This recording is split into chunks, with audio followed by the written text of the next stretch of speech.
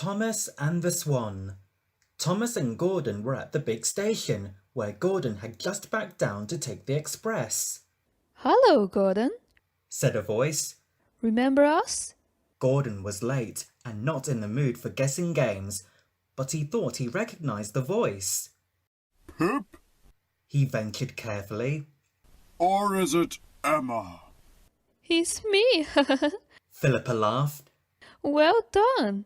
Emma is at the back today." "Why are you here?" asked Thomas. The question was answered at once as the Fat Controller arrived. Philippa and Emma The Fat Controller began importantly. could be very helpful to my railway. Yes, sir. Agreed Gordon, though he was unsure why.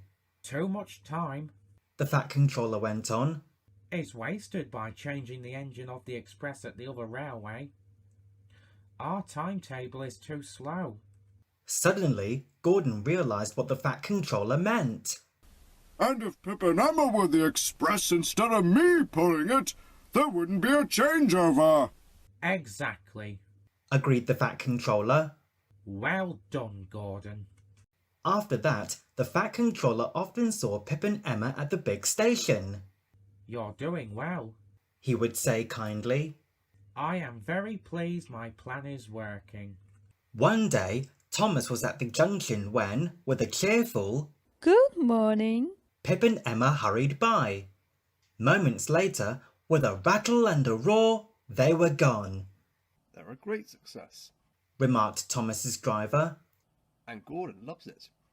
He says he can now do 2 trips a day instead of 1.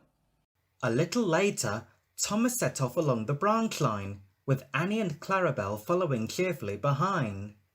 Today, there was an inspector on Thomas's footplate, so the small space was quite crowded. The inspector was assessing Thomas's fireman for possible promotion.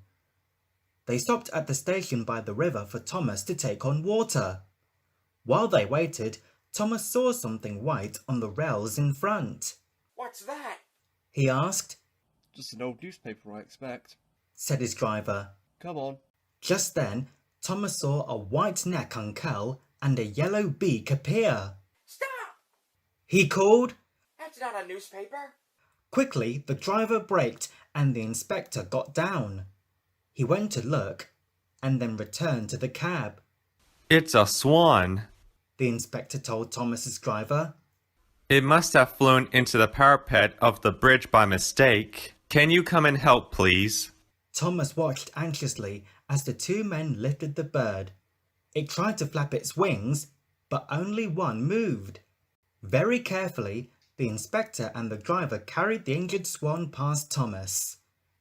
They placed it gently in a corner of the cab and the inspector covered it with his coat, Off we go, Thomas.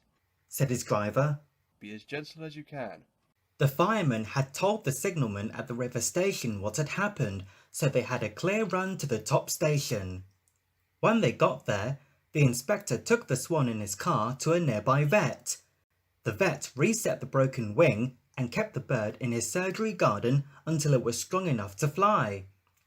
Then he went with Thomas to the river to let the swan go free. Word of Thomas's rescue spread fast, and soon all the engines had heard about it. Pip and Emma congratulated him when they saw him at the big station, and so did the Fat Controller. Gordon, too, was very proud. "Just think, Said Pip. if it had been us as the express, we wouldn't have been able to stop." "And now we can add injured birds to our list of passengers." Said Thomas proudly.